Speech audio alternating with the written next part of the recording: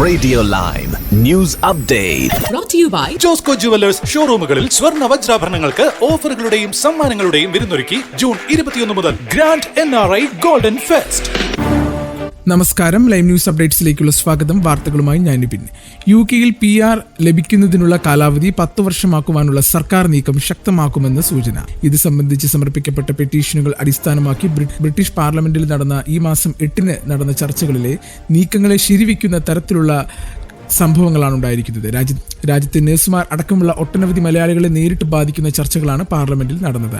3 മണിക്കൂർ നീണ്ട ചർച്ചയിൽ ഒട്ടേറെ MP-മാർ പങ്കെടുക്കുകയും അവരുടെ മണ്ഡലങ്ങളിലെ ജനങ്ങൾ ഉന്നയിച്ച ആശങ്കകൾ അവതരിപ്പിക്കുകയും ചെയ്തു. സർക്കാരിന്റെ തൊഴിലാളി നയങ്ങൾ കയ്യടി വാങ്ങുമ്പോഴും അവകാശ ബില്ലിൽ ഇനിയുള്ള സർക്കാർ നിലപാട് നിർണായകമാണ്. എന്നാൽ ബില്ലിനെ ദുർബലമാക്കുന്ന നീക്കമുണ്ടായാൽ ശക്തമായി പ്രതിഷേധിക്കുമെന്ന് ബ്രിട്ടനിലെ ഏറ്റവും വലിയ ട്രേഡ് യൂണിയനായിട്ടുള്ള യൂണിസൺ മുന്നറിയിപ്പ് നൽകി. മന്ത്രിസഭയിലെ പ്രമുഖന്മാരുടെ മാറ്റം ബില്ലിനെ ബാധിക്കുമോ എന്ന ആശങ്ക യൂണിസൺ ജനറൽ സെക്രട്ടറി ക്രിസ്റ്റീന മാക്കാന പങ്കുവച്ചു.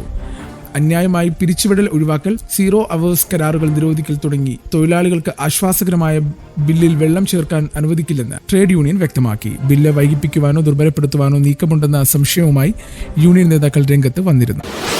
കർശനമായ വിസ നിയമങ്ങൾ നടപ്പിലാക്കിയിരിക്കുകയാണ് കാനഡ.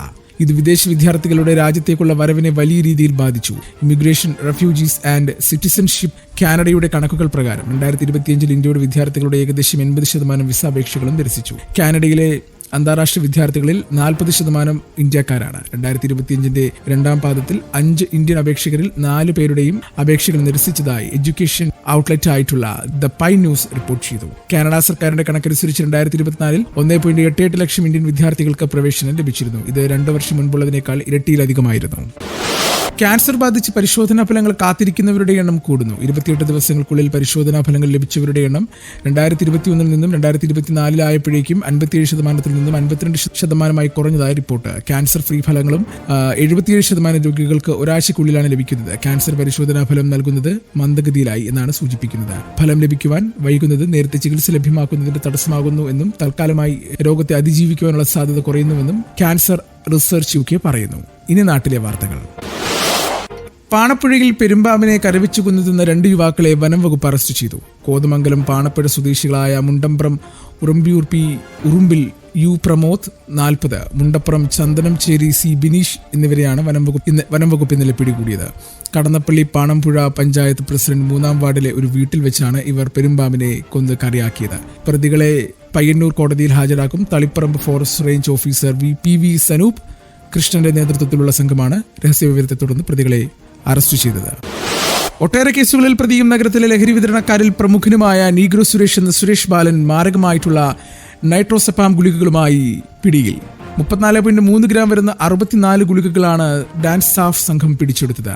കടവന്ത്ര ഉദയ കോളനിയിലുള്ള വീട്ടിൽ നിന്നാണ് സുരേഷ് പിടിയിലായത്. കഴിഞ്ഞ വർഷവും നൈട്രോസെപ്പാം ഗുളികകളുമായി സുരേഷ് അറസ്റ്റിലായിരുന്നു. അമിതഭയം, ഉത്കണ്ഠ, ഉറക്കമില്ലായ്മ തുടങ്ങിയ മാനസിക വെല്ലുവിളികൾ നേരിടുന്നവർക്ക് ആശ്വാസം നൽകുന്നതാണ് നൈട്രോസെപ്പാം ഗുളികകൾ. ഇതിൽ 20 ഗ്രാമിൽ കൂടുതൽ കൈവശം വെച്ചാൽ 10 വർഷം കഠിന തടവും 1 ലക്ഷം രൂപ വരെ പിഴയുമാണ്.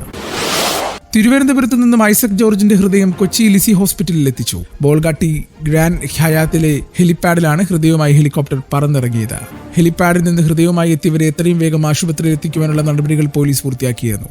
ഹെലിപ്പാഡിൽ നിന്ന് ഗോശ്രീ പാലം കയറി ഹൈക്കോടതി ജംഗ്ഷനിലെത്തി ബാനർജി റോഡിലൂടെ കച്ചേരിപ്പടി നോർത്ത് പാലം കയറിയാണ് ആശുപത്രിയിലെത്തിയത്. ആംബുലൻസ് കടന്നു പോകുന്ന വഴികളിലെല്ലാം പോലീസിനെ വിന്യസിച്ചിരുന്നു.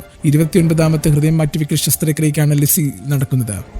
28-കാരനായ അങ്കമാലി സ്വദേശി അജിൻ ഏലിയാസിനാണ് ഐസക് ജോർജിന്റെ ഹൃദയം ലഭിക്കുക. ഇന്നലെ രാത്രിയിലാണ് ഇത്തരത്തിൽ ഹൃദയം ലഭ്യമാകുന്നുവെന്ന വിവരം അറിയുന്നത്. തുടർന്ന് മൃതസഞ്ജീവനി പട്ടികയിൽ മുൻഗണനാ ലിസ്റ്റിലുള്ള ആളെന്ന നിലയിൽ അജിനെ തെരഞ്ഞെടുക്കുകയായിരുന്നു. ഇനി കായിക വാർത്തകൾ. 3 ഫൈനൽ തോൽവികളുടെ നിരാശമർന്ന ഏഷ്യാകപ്പിലെ കന്നി കിരീടം ലക്ഷ്യമിട്ടെത്തുന്ന ബംഗ്ലാദേശിന് ഇന്ന് ആദ്യ മത്സരം. അബുദാബിയിൽ നടക്കുന്ന മത്സരത്തിൽ ഹോങ്കോങ് ആണ് എതിരാളികൾ. കഴിഞ്ഞ ദിവസം അഫ്ഗാനിസ്ഥാനോട് 94 റൺസിന്റെ കൂറ്റൻ തോൽവി വഴങ്ങിയ ഹോങ്കോങ്ങിനെതിരെ അനായാസ ജയമാണ് ബംഗ്ലാക്കടവുകളുടെ ലക്ഷ്യം. 2012, 16, 18 വർഷങ്ങളിൽ ഫൈനൽ വരെ എത്തിയതാണ് ഏഷ്യാകപ്പിൽ ഇതുവരെ ബംഗ്ലാദേശിന്റെ മികച്ച പ്രകടനം. പുതിയ ക്യാപ്റ്റൻ ലിറ്റിൻ ദാസിന് കീഴിൽ അവരുടെ ആദ്യ ടൂർണമെന്റ് കൂടിയാണിത്. ഇന്നത്തെ പൗണ്ട് വിനിമയ നിരക്ക് 119.75 രൂപ. ഇതോടുകൂടി വാർത്തകൾ കഴിഞ്ഞു. കൂടുതൽ വാർത്തകൾ അടുത്ത ബുള്ളറ്റിൽ.